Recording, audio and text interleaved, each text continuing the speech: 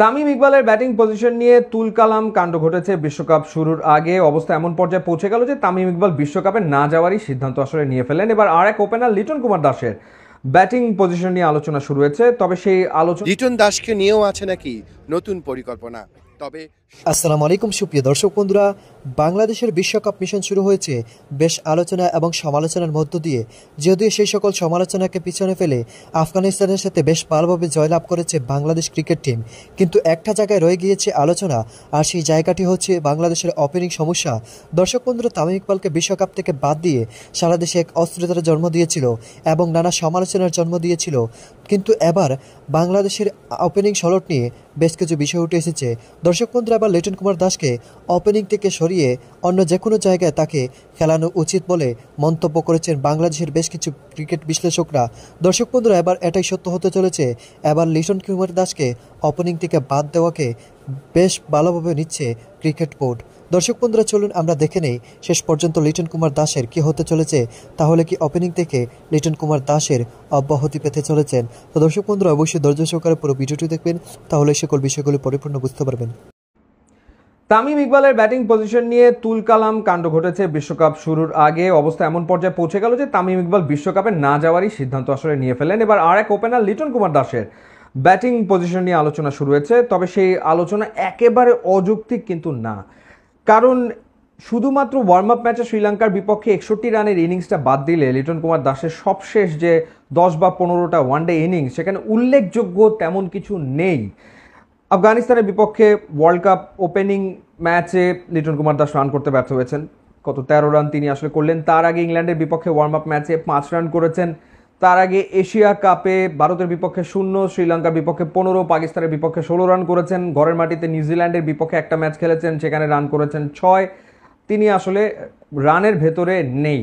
হ্যাঁ, warm up ম্যাচে শ্রীলঙ্কার বিপক্ষে যে 61 রান করেছিলেন সেটা একটা গ্লিমস ছিল। এখন ধারাবাহিকতার অভাব লিটনের ভেতরে কিন্তু দেখা যাচ্ছে বেশ কিছুদিন ধরে।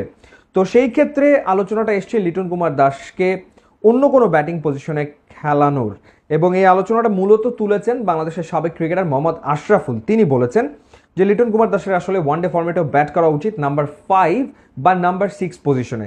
মোহাম্মদ আশরাফুল এই মুহূর্তে ইন্ডিয়াতেই রয়েছেন এবং সাকিব আল হাসানের সাথে তার দেখা হয়েছে। সাকিবকে তিনি পরামর্শ দিয়েছেন লিটনকে 5 বা 6 খেলানোর জন্য, এবং সাকিব বলেছেন যে সেরকম পরিকল্পনা দলেরও আসলে রয়েছে। কেন 5 বা 6 সেটা নিয়ে যদি আমরা আলোচনা করি, লিটন কুমার দাস কিন্তু টেস্ট ক্রিকেটে এই পজিশনগুলোতেই ব্যাট করছেন। 6, 7 এখানেই তিনি বেশিরভাগ ক্ষেত্রে ব্যাট করেছেন, এবং 6 নম্বরে নেমে 22 ইনিংসে লিটন কুমার দাস রান করেছেন 900, যেখানে তার গড় হচ্ছে 42.85, 1 সেঞ্চুরির পাশাপাশি 8টা 50 তার রয়েছে 6 নম্বর পজিশনে টেস্টে ব্যাট করে। আর 7 নম্বর পজিশনে 21 ইনিংসে তিনি ব্যাট করেছেন, যেখানে 834 রান তিনি করেছেন, 41.70 হচ্ছে তার ব্যাটিং গড় এই পজিশনে, একটা সেঞ্চুরির পাশাপাশি 5টা 50 করেছেন। অর্থাৎ 6 এবং 7 নম্বর পজিশনে তার টেস্ট ক্রিকেটে 2টা সেঞ্চুরি আছে এবং 13টা 50 আছে।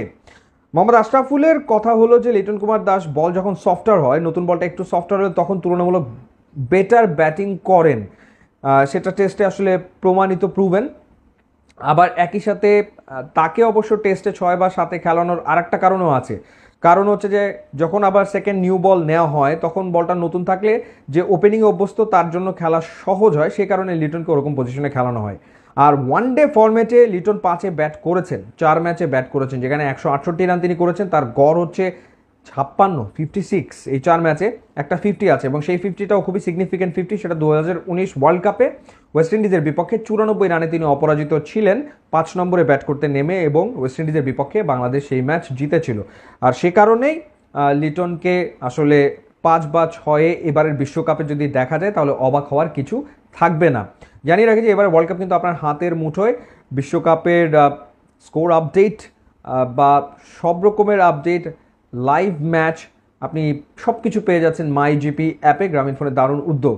ইউটিউব, ইনস্টাগ্রাম লিঙ্ক দেওয়া আছে, আপনারা যোগ দিলে খুবই খুশি হব। And thanks for watching. আরও একবার বিশ্বকাপে ইংল্যান্ড বধের মিশনে কাল মাঠে নামছে বাংলাদেশ, যে লক্ষ্যে টাইগার একাদশে যুক্ত হতে পারেন বাড়তি একজন স্পিনার। আর প্রথম ম্যাচে হেরে যাওয়া ইংলিশরা এখনও নিশ্চিত নয় বেন স্টোকসের সার্ভিস পাওয়া যাবে কি যাবে না। তবে আউটফিল্ড নিয়ে যখন জস বাটলারের ক্ষোভ, তখন টাইগারের স্পিন কোচ রঙ্গনা হেরাথের নেই অভিযোগ। ম্যাচটি শুরু হবে সকাল 11টায়। ধর্মশালা থেকে তাহমিদ অমিতের রিপোর্ট। আফগানিস্তানের বিপক্ষে জয় দিয়ে ভারত বিশ্বকাপ শুরু, আত্মবিশ্বাসের তুঙ্গে বাংলাদেশ। তবে শুরুটা ভালো হয়নি ইংলিশদের। উদ্বোধনী ম্যাচে নিউজিল্যান্ডের কাছে হেরে গেছে 9 উইকেটের বিশাল ব্যবধানে। টাইগাররা চাইলে ইংল্যান্ডের বিপক্ষে খেলা শেষ ম্যাচ থেকেও অনুপ্রেরণা নিতে পারে। শেষ দেখায় এক সাকিবের কাছে ঘরের মাঠে হেরেছিল থ্রি লায়ন্সরা, যদিও সিরিজটা জিতেছিল তারা। অবশ্য সব মিলিয়ে মুখোমুখি দেখায় বেশ এগিয়ে ইংল্যান্ড, যেখানে 24 বারের দেখায় 19 বারে জিতেছে থ্রি লায়ন্সরা, 5 বার জিতেছে বাংলাদেশ। আর বিশ্বকাপে 4 দেখায় 2 দল সমানে সমান, জিতেছে 2টো করে ম্যাচ। তবে পরিসংখ্যান দিয়ে তো আর ক্রিকেট ম্যাচ হয় না। আমরা কোনো সীমাবদ্ধতার ভেতর ফিল্ডারদের আনতে চাচ্ছি না, কারণ সীমাবদ্ধতায় বেঁধে দিলে তারা শতভাগ দেবে না। তাই এমন আউটফিল্ড থেকে আমরা চাচ্ছি পুরো দল যেন নিজের সেরাটা দেয়। বাংলাদেশ বেশ ভালো দল, তাদের বিপক্ষে দারুণ কিছু ম্যাচ আছে আমাদের। প্রতিপক্ষ হিসেবে সকলকেই সম্মান করি আমরা। আর টুর্নামেন্ট যখন বিশ্বকাপ, তখন তো কঠিন প্রতিপক্ষই প্রত্যাশা করতে হবে। নেটে দীর্ঘক্ষণ ব্যাটিং করলেও এই ম্যাচেও শঙ্কা আছে বেন স্টোকসের একাদশে ফেরা। অন্যদিকে টাইগারদের উইনিং কম্বিনেশনটা ভাঙলে অবাক হবার থাকবে না। বাড়তি স্পিনার হিসেবে ঢুকে যেতে পারেন নাসু আহমেদ। লিটন দাসকে নিয়েও আছে নাকি নতুন পরিকল্পনা। তবে সব ছাপিয়ে আলোচনায় ধর্মশালার উইকেট। কতটা উপযুক্ত এই মাঠ? নিজেদের ব্র্যান্ডের ক্রিকেট খেলাটা বেশ গুরুত্বপূর্ণ, সেটি শরীরী ভাষা সহ সব ক্ষেত্রেই হতে পারে। এই মানসিকতা ধরে রাখতে পারলে জয়ের সুযোগ রয়েছে আমাদের। আউটফিল্ড নিয়ে উদ্বেগ আছে আমাদের। ডাইভ দেওয়ার ক্ষেত্রে বাড়তি সতর্ক থাকতে হবে। আমাদের মতে এই আউটফিল্ড আন্তর্জাতিক ম্যাচের জন্য উপযুক্ত নয়, এজন্যই আমরা কথা বলেছি। এমন উইকেটে রানটা হতেই পারে, সুবিধাও পেতে পারেন স্পিনাররা। তাই তো আহত সিংহের দীর্ঘ ব্যাটিং লাইন আপটাকে খাঁচায় বন্দি করাই হবে টাইগার বোলারদের বড় চ্যালেঞ্জ। তানজিদ তামিমদের জ্বলে উঠতে হবে ইংল্যান্ডের বিপক্ষে জয় পেতে। 2011 সালে যেভাবে শফিউল্লাহ করেছিলেন 2015 সালে রুবেল, এবার হয়তো এই তরুণদের দিকেই তাকিয়ে থাকতে হবে। আর পরপর 2 ম্যাচে যদি বাংলাদেশ জিততে পারে, বিশ্বকাপটা অন্যরকম হতেই পারে। তাহমিদ।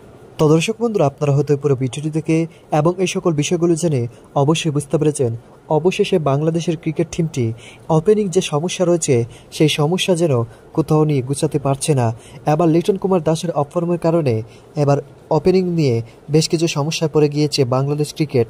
যদিও আফগানিস্তানের সাথে ম্যাচ জয়ের পর ফুরফুরে মেজাজে রয়েছে, কিন্তু লিটন কুমার দাস রয়েছেন মনোকষ্ট নিয়ে, কারণ তিনি বেশ কয়েকটি ম্যাচ থেকে অফ ফর্মে রয়েছেন।